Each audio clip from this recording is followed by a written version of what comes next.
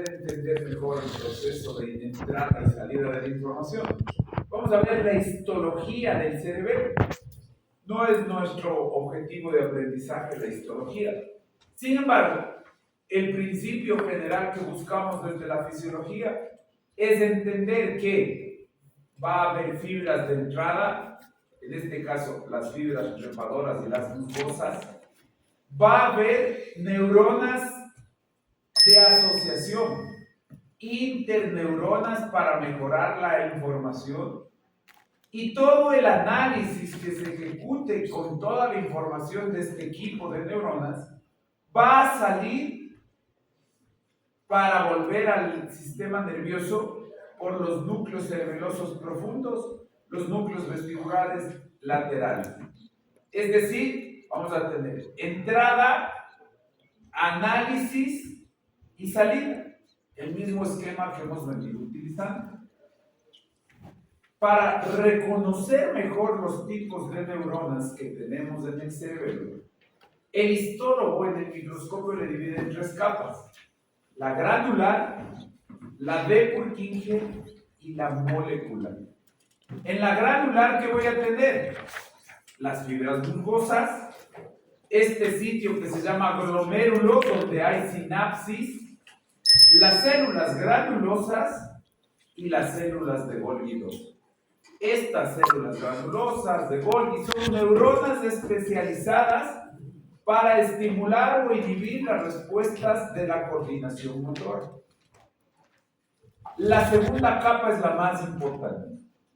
La capa es la de Purkinje. La tarea del cerebelo, como les decía, hoy me quiero poner el saco, la tarea del cerebelo es coordinar los movimientos priorizando el freno para que le pueda apuntar hacia donde va la manga, coordinando los movimientos. La tarea de Purkinje es siempre inhibidora. Esta es la célula principal del cerebro.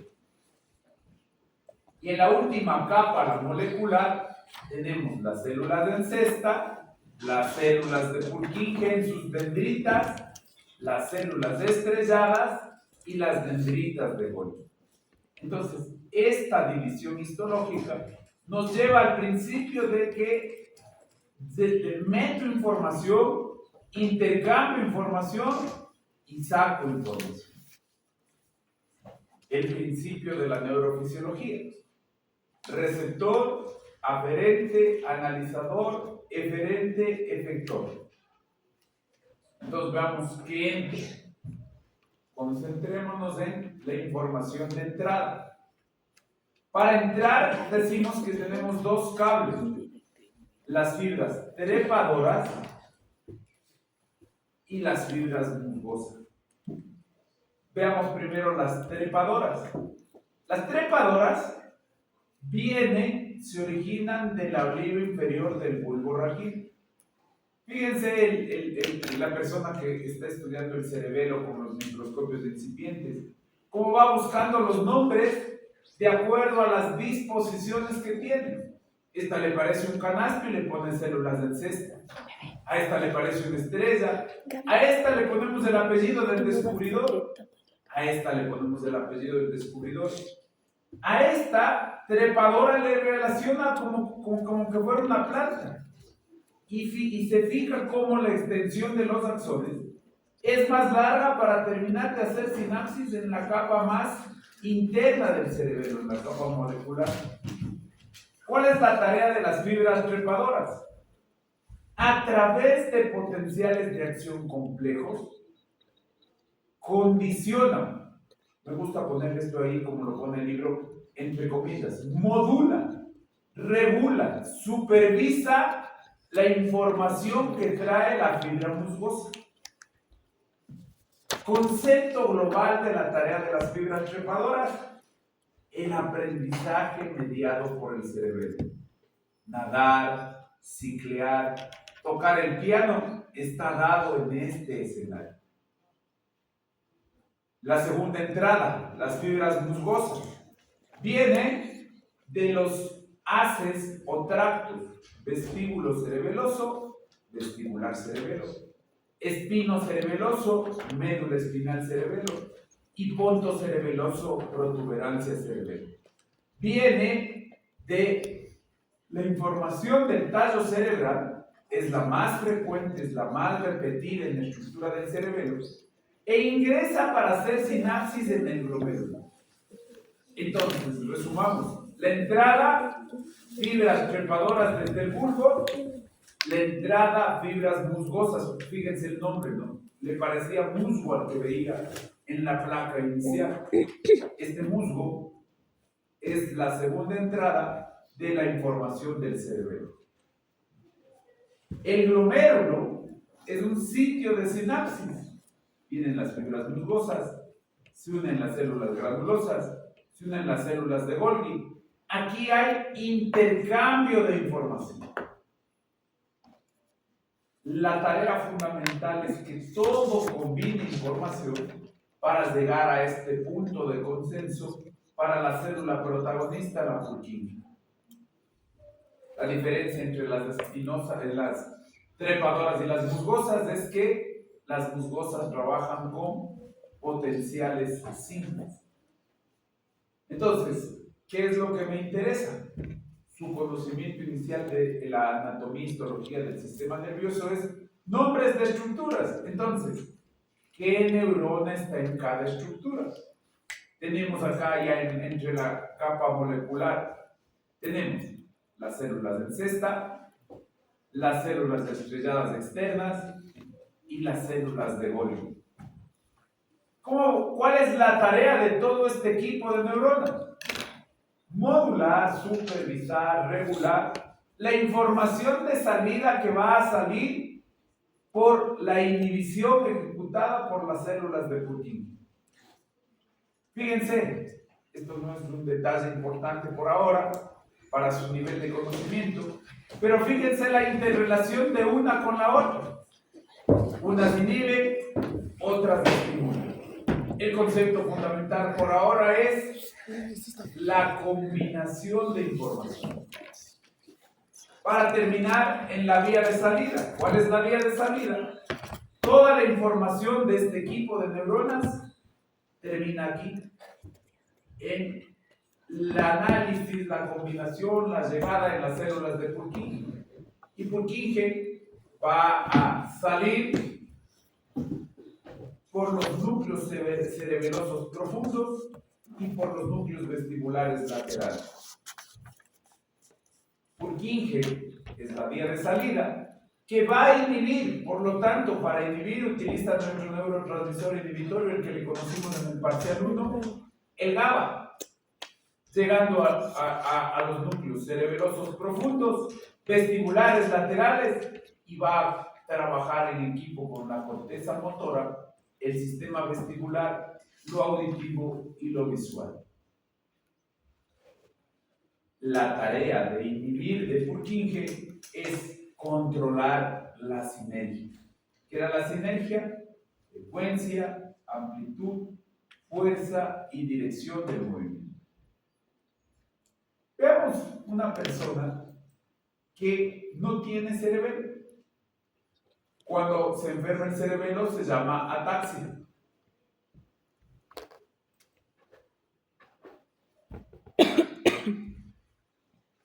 Veamos qué pasa si no tengo el cerebelo. ¿Qué pasa si no puedo desarrollar la sinergia? Esta persona es una persona que simula la marcha de un enfermo del cerebelo. Y fíjense cómo cambia la incapacidad de coordinar la amplitud, la fuerza y la intensidad de los movimientos. Evidentemente, ¿qué es lo que prioriza esta persona? En el desplazamiento, el no caerse.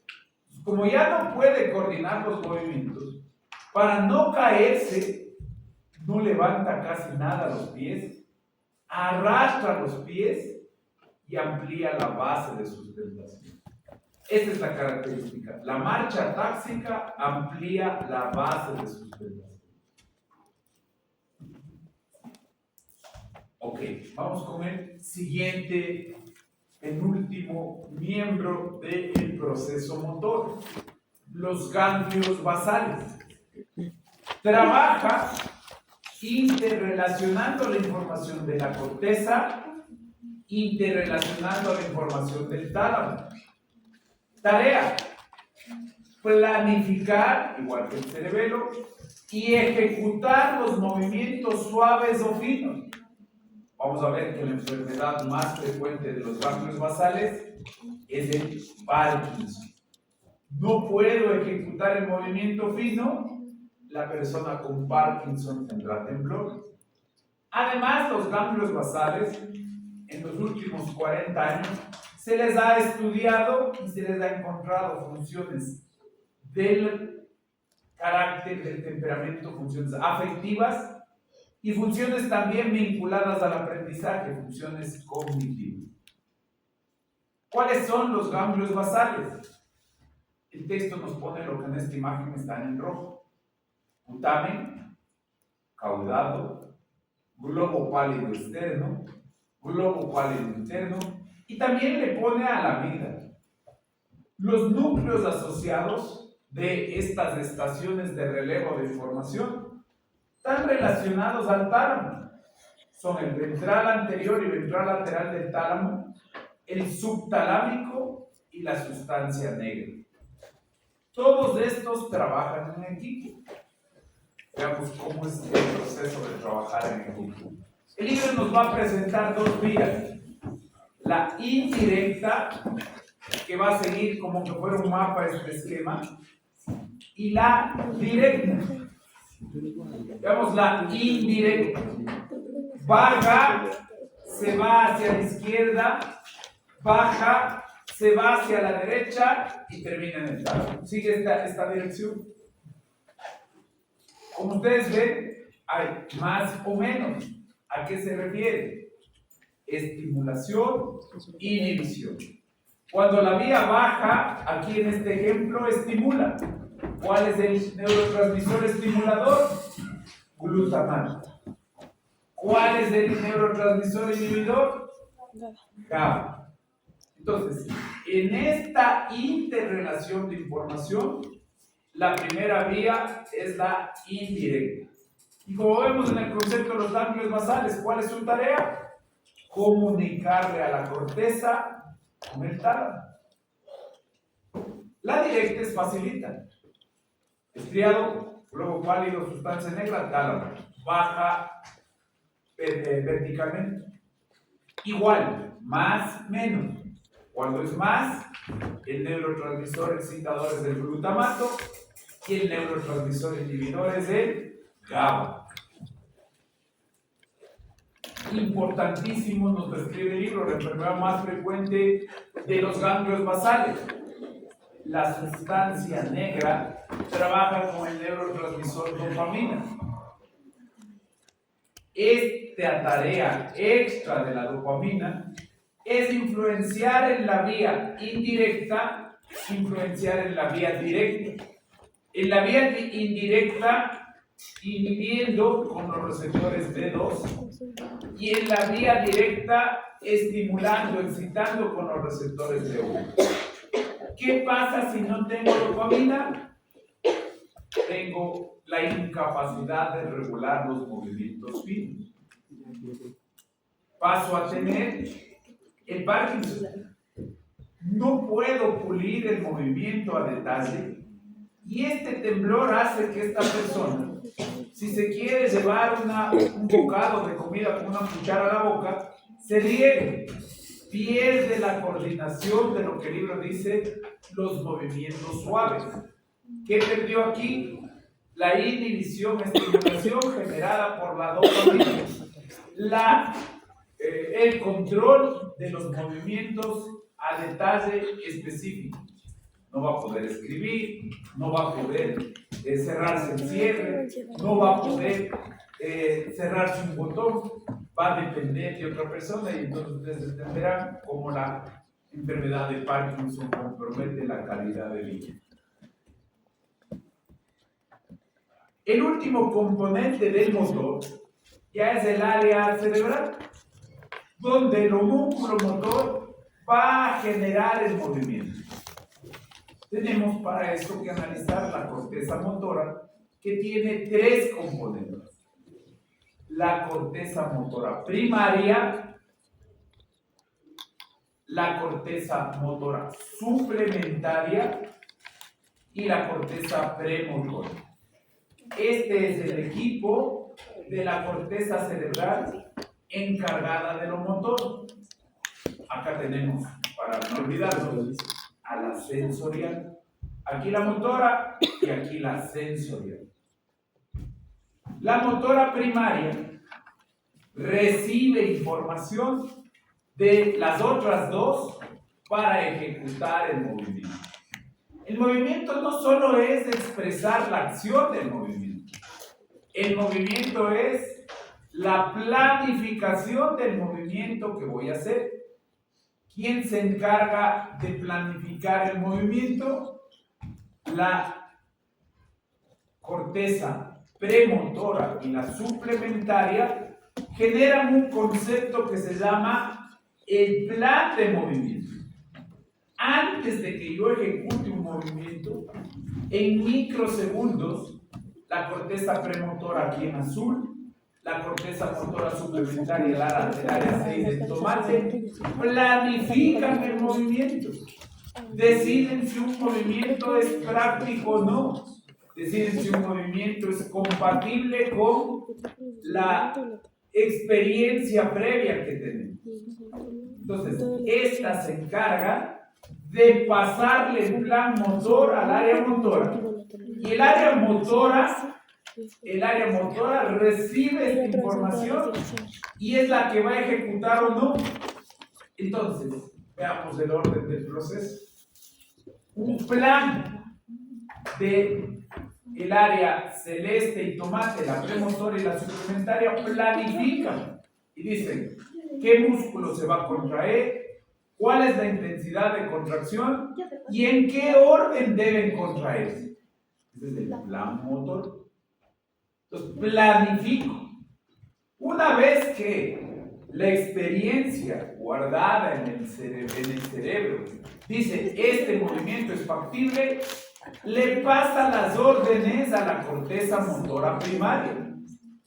¿Quién? Con la motoneurona superior va a la médula espinal y luego de la médula espinal a cada músculo con la motoneurona inferior. Esta fase de planificación requiere apoyo del cerebelo y de los ganglios basales. Entonces, al principio solo es una idea de movimiento que tal vez no se ejecuta, pero claro, nosotros estamos hablando de microsegundos.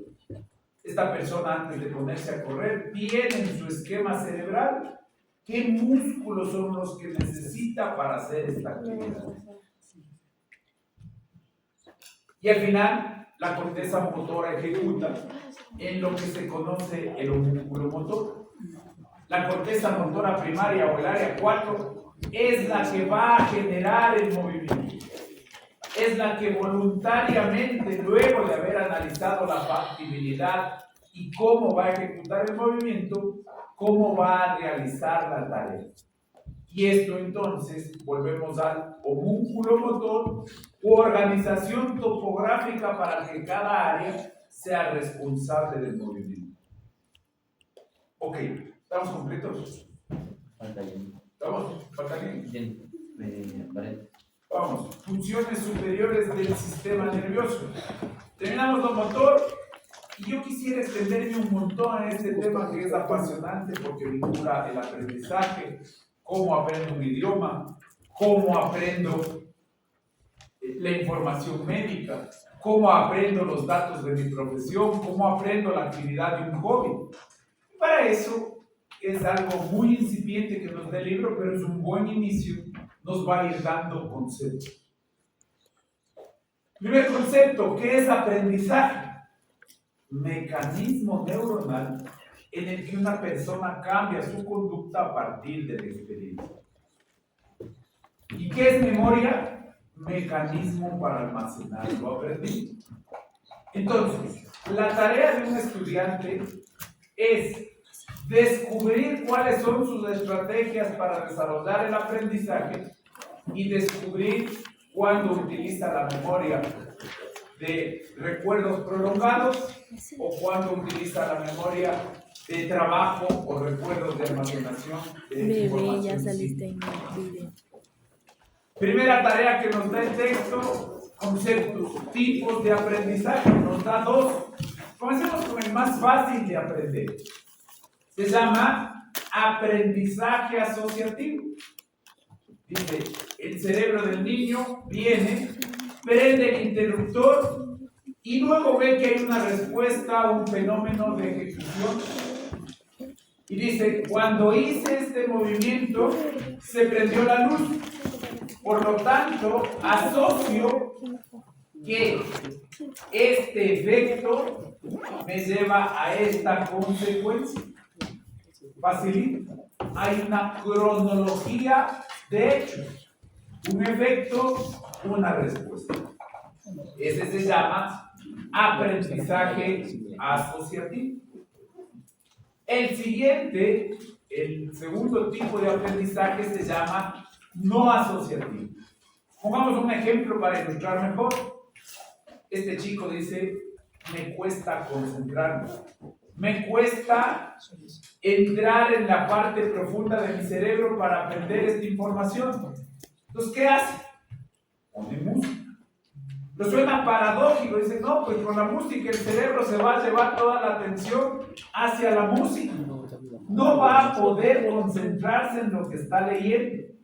Pero en realidad ahí hay un aprendizaje no asociativo. La música se habitúa, se va apagando y la música es un proceso que le permite abstraerse para concentrarse en esta información. Entonces, en el no asociativo hay un estímulo repetido, en este caso, mi ejemplo, la música, que va en el cerebro, pese a que se encuentra ahí, disminuyendo su intensidad. Y el cerebro aprende que ese estímulo no es el relevante, sino el que está entrando por los ojos. Este se llama aprendizaje no asociativo. Luego, el libro nos da dos conceptos más. El condicionamiento. Tenemos condicionamiento clásico y el condicionamiento operante. El condicionamiento clásico es un experimento tradicional que lo hizo. ¿Quién sabe quién hizo este experimento clásico? ¿Cómo se llama el autor? ¿Cuál es el apellido del autor de este experimento? Es de este autor. Le pone comida al perrito y el perrito con el estímulo visual y olfatorio ya sabe que va a comer, ya sabe que va a tener un placer de degustar una comida. Entonces, ¿qué empieza a hacer? A partir del estímulo visual y olfatorio, empieza a salivar. Luego toca una campana. Tiene dos estímulos, uno neutral y uno no condicional. Pero ¿qué hace? El autor se llama Pavlov. Junta los dos estímulos. Entonces, ya no solo es lo visual y lo olfatorio que desencadena salivación por la comida, sino el auditivo. El perrito comienza a aprender que cuando suena la campana va a haber comida. ¿Para qué le educó este proceso de condicionamiento clásico? Luego tocó la campana y el auditivo lo relaciona a comida y empieza a salivar. Este es el condicionamiento clásico. ¿Qué es el condicionamiento operante? Un aprendizaje, una respuesta a un estímulo en el que en este experimento voy a compensar o castigar al animal. Aplasta un botón y le viene comida. Aplasta el otro botón y le viene una descarga eléctrica. ¿Qué esperamos que aprenda el animal? En base a una respuesta positiva, utilizar la alimentación de forma correcta. Entonces, hay premio y castigo con respuestas que tiene que aprender para ver cuál es la deseable para este animal. El siguiente concepto que nos da el cerebro es el que está en boga hoy. Se llama la plasticidad cerebral. ¿Qué quiere decir? Hace 30, 40 años decíamos, las neuronas se mueren y no se regeneran. Hoy por hoy sabemos que las neuronas pueden reacondicionarse, adaptarse, y que el aprendizaje es desarrollar nuevas sinapsis, fortalecer nuevos caminos y hacerle potente a la sinapsis con neurotransmisores incrementados en ese escenario específico. La sinapsis no es otra cosa que lo que vemos en el proceso del parcial 1. El axón, las dendritas y los neurotransmisores. Entonces, este es el proceso que aquí lo vemos simple en la capacidad de transmitir información. En ese proceso, a esta capacidad le vamos a generar un nombre. Vamos a decir, es la fuerza de la sinapsis. Y esta capacidad puede ser potenciada. Si yo estoy repitiendo el estímulo, aumento la fuerza de la sinapsis. Veamos un ejemplo. Dices, yo quiero aprender inglés. Oye, yo tengo aquí sinapsis para un montón de palabras en español, pero yo quiero y necesito aprender inglés para la lectura médica. ¿Qué hace la neurona? Desarrolla un nuevo camino, una nueva sinapsis, y varias palabras en español que no utilizamos se van a quedar ahí, que van a decir, se quedan en la memoria del olvido para desarrollar esta más fuerte. Dices, oye, como estoy aprendiendo inglés, voy a seguir repitiendo. ¿Y qué va a ser el estímulo? A este camino le va a dar más neurotransmisores, le va a dar más facilidad para que se dé. Y este entonces es el aprendizaje y esta es la plasticidad cerebral. Todo puede ser aprendido a cualquier edad, en unas cuesta más, en otras cuesta menos, pero este es el proceso global y didáctico del aprendizaje. El estímulo de repetir, estoy estudiando y digo, la memoria se encuentra en el hipocampo, la memoria se encuentra en el hipocampo. Si yo estoy repitiendo ese concepto, estoy facilitando que la sinapsis guarde esa información. Entonces, repite. ¿Qué hace? Más neurotransmisores y mejor capacidad del receptor para recibir ese neurotransmisor. La teoría del aprendizaje repetitivo a corto plazo dice que la neurona, cuando yo estoy repitiendo y repitiendo el estímulo, se vuelve más sensible al calcio. Mientras que el aprendizaje a largo plazo, puede decir, yo no puedo aprenderme estos detalles solo para el examen, tengo que aprenderme para cuando sea médico y poder ejecutar mi tarea profesional. Entonces dice, el aprendizaje, la onda P es la despolarización auricular. La onda P es la despolarización auricular. ¿Qué se espera en el largo plazo? Que venga el hipocampo y que el estímulo se convierta en un vínculo a las emociones. Un varón de 75 años tiene un problema de su aurícula izquierda porque se le dañó la válvula mitral y ha desarrollado 2 ondas P. Oye, ese varón es un paciente que está en esta cama. Oye, ese varón es mi tío.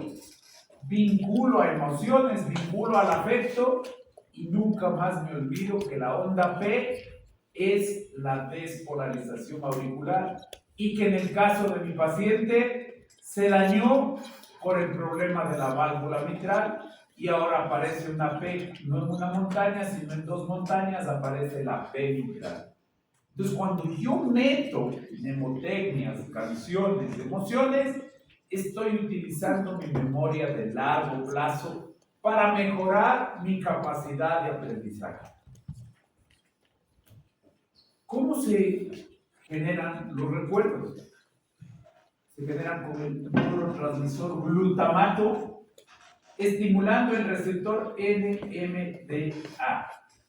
El glutamato estimula repetidamente a la sinapsis y eso mejora la capacidad de la respuesta de la sinapsis, como decíamos hace un momento, porque le vuelve más sensible al calcio.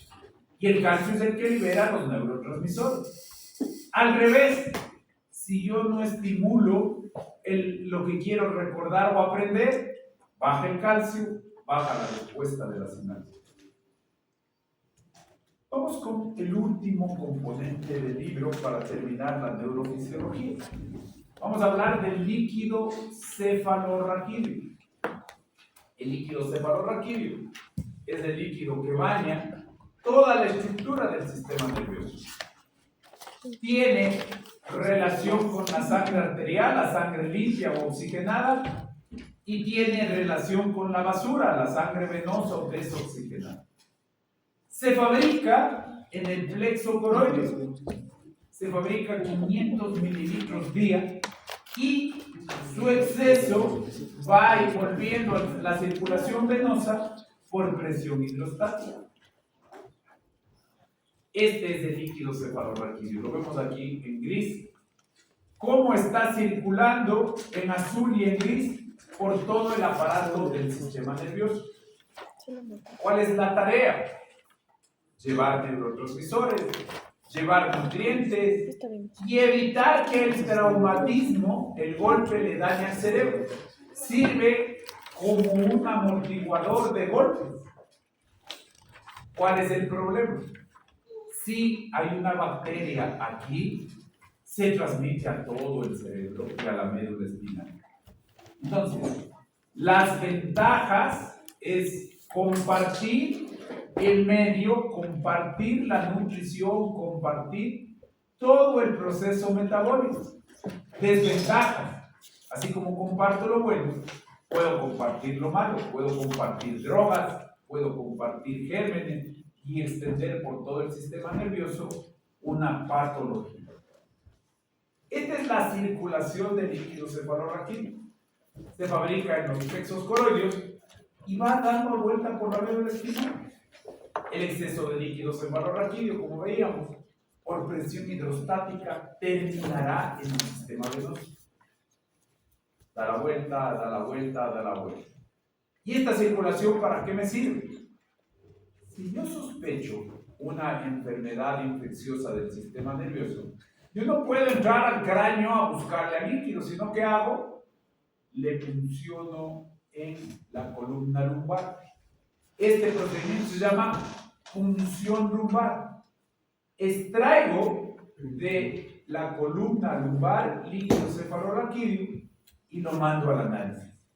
Y lo que tenga en este líquido es lo que está pasando aquí. Aquí identificaré bacterias, virus, hongos, parásitos, drogas, para poder determinar qué es lo que le está rodeando y bañando al sistema nervioso de este paciente. Como les decía, se fabrica en el plexo coroideo. ¿Qué es el plexo coroideo? Es una capa compuesta por 3 integrantes, es una barrera con 3 integrantes. La primera, endotelio. La segunda, la membrana basal. Y la tercera, el endotelio, la membrana basal. La segunda, la neuroglía. Y la tercera, el epitelio especializado del plexo coroideo, que es el que fabrica el líquido cefalorraquídeo. Y vamos a ver cómo se fabrica. Estas son las 3 capas que intervienen en la producción del líquido cefalorraquídeo. Por el otro lado, tenemos a la barrera hematoencefálica. Igual comunica el cerebro con la arteria cerebral y el intersticio del cerebro.